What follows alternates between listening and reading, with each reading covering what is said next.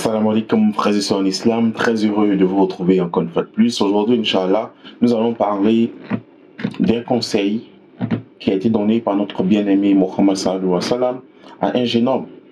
Le jeune homme est venu vers le prophète, paix et salut sur lui, et lui a demandé au prophète d'Allah, donne-moi un conseil qui me sera bénéfique, qui me sera profitable.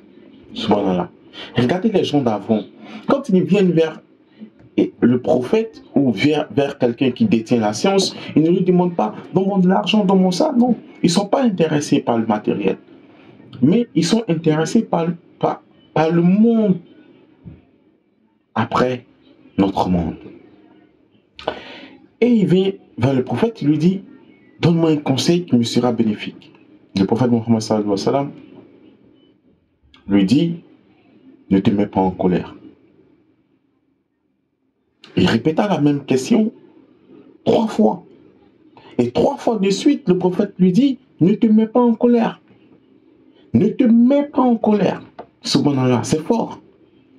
Combien de personnes ont gâché toute leur existence à cause d'un seul moment de colère?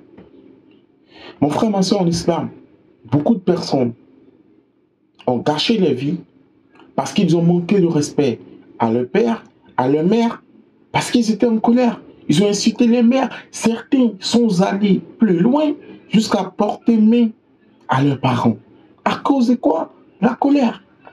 Subhanallah, le frère sur l'islam, le musulman, il doit toujours avoir de la retenue. Même quand il est énervé, il doit contrôler ses émotions.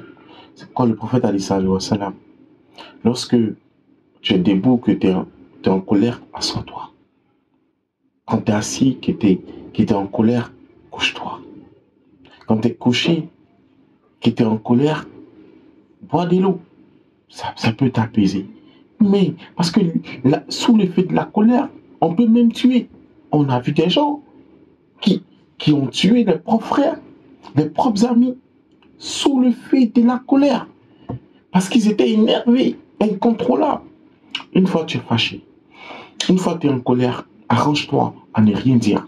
Parce que tout ce qui sortira de ta bouche ne sera pas bon. Ça sera comme du venin. Évite de parler quand tu es énervé. Contrôle-toi. La maîtrise de soi, le contrôle de soi. C'est ça les hommes forts. L'homme fort, comme l'a dit le prophète Mohammed sallallahu alayhi wa sallam, ce n'est pas celui qui terrasse ses adversaires. Non.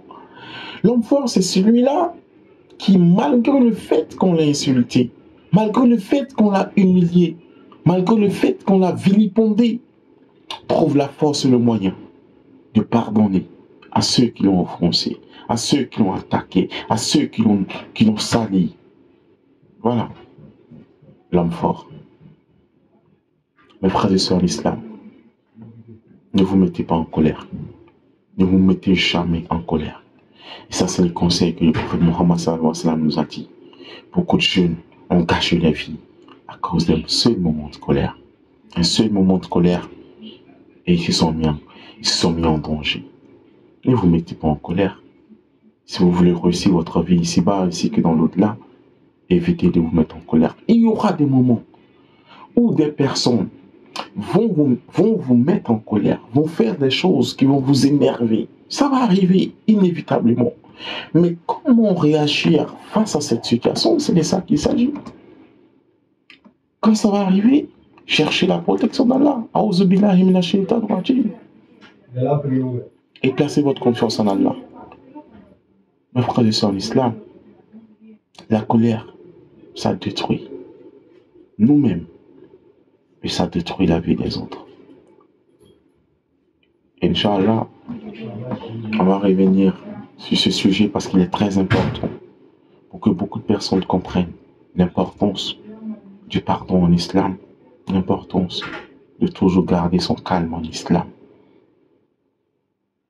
Et pour éviter à beaucoup de nos frères et nos sœurs de gâcher leur vie en se mettant en colère. Se venger, c'est pour les faibles. Pardonner, c'est pour les forts. Allah nous donne la force de toujours pardonner et qu'il nous pardonne nous-mêmes pour nos fautes et nos péchés. Assalamu alaikum.